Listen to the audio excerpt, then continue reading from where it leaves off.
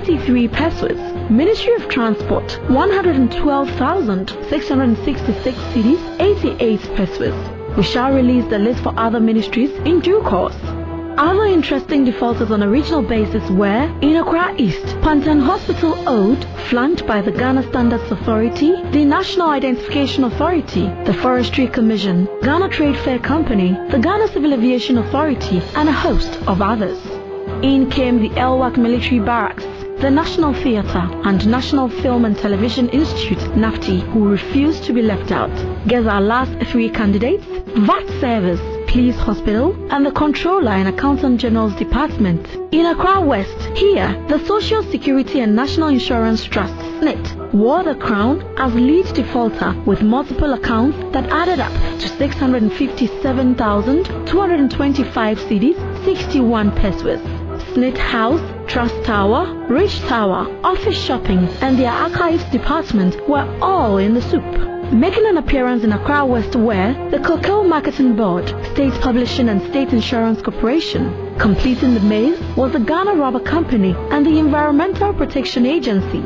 In Tema, the very tall list included 2 accounts of the Tema Harbour Container Terminal plus 1 of the Golden Jubilee Terminal, Japon Textiles, Regional Maritime, and PSC Tema Shipyard, among several others, made the cut, as did the Tema Municipal Assembly.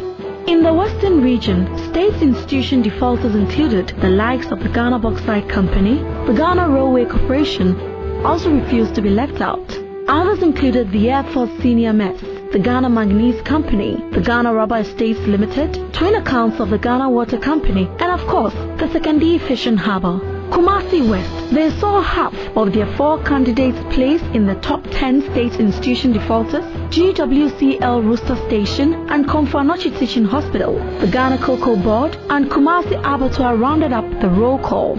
What is irritating is the deliberate misuse of power by most officials of these institutions. Workers do not put off their air conditioners, shops around such government institutions tap power for free, and more. Tiger would soon show you how private businesses and individuals are tapping power from MDAs, all at the expense of the taxpayer.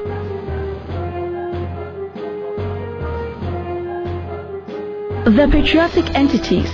A few entities have refused to follow the pack in the non-payment of ECG bills. Nestle Ghana Limited extended their good food, good life policy to the ECG by paying their electricity bills, whilst Gassam Limited, the nation builder, made sure they were indeed building the nation by paying their electricity bills. Ghana International School GIS showed that indeed they understood the inner workings and needs of not only their students but also of Mother Ghana. They have paid all their bills and have done so on time too. Intravenous Infusions Limited are not only producing pharmaceutical products to better the health of Ghanaians but are also paying their ECG bills to help in the development of the nation. Big Brother Graphic Corporation are indeed ahead of the pack. Their ECG bills are paid on time. Praise must be given where it is due. Whereas Novotel Kumasi owes the ECG a huge amount of money, Novotel Accra has been good to the state by paying all their bills.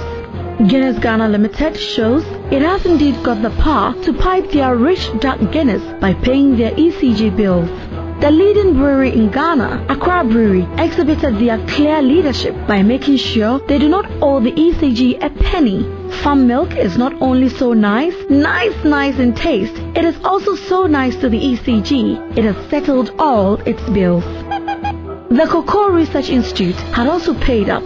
Palm Development Company Limited also proved that they are not only concerned about the development of palm but also of the ECG. Your business is our business, says the National Investment Bank, and they are true to this. The business of ECG is theirs, so they have also paid up. The Cape Coasters, Amin Sangari Limited, realizes that the power they use for their production activity is not free, so they settle their ECG bills on time.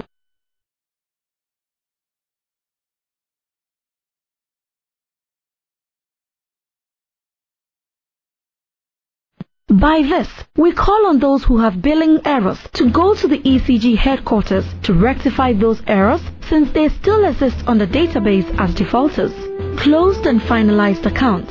A closed account is a terminology that denotes meters that are supposed to be taken out of the ECG system as a result of heaped debts that remains unpaid by the particular entity.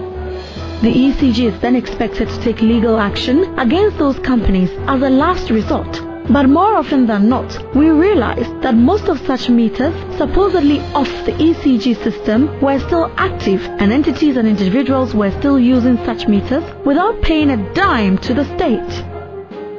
We found hundreds of accounts that owed the ECG varying sums in closed accounts, meaning the particular entity or individual was no longer using meters but had also not paid off the debt that was tied to the meters as at the time they decided to stop the usage.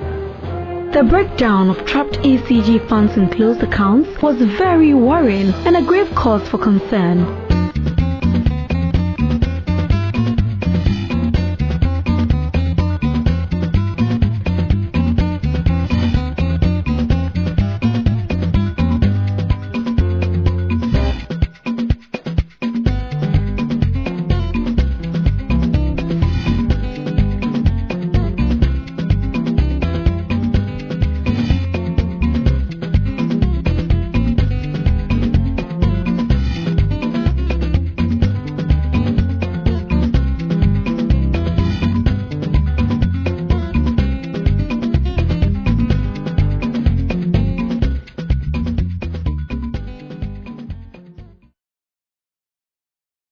In Phase 3 of the President's assignment, we shall take you through the private ECG operators in the Army, in the Accra Mall and at Agbovloshi and Pram Pram, which banks are busily holding on to ECG cash paid to them by customers. We shall take you right into ECG boardroom where there are contract tales to be told, and with that, we turn off the lights on Phase 2. The third and final phase is out sooner than you expect, the ECG to turn on your lights. God bless our homeland Ghana. We have been blessed. It is up to us to make ourselves great and strong by doing the right thing.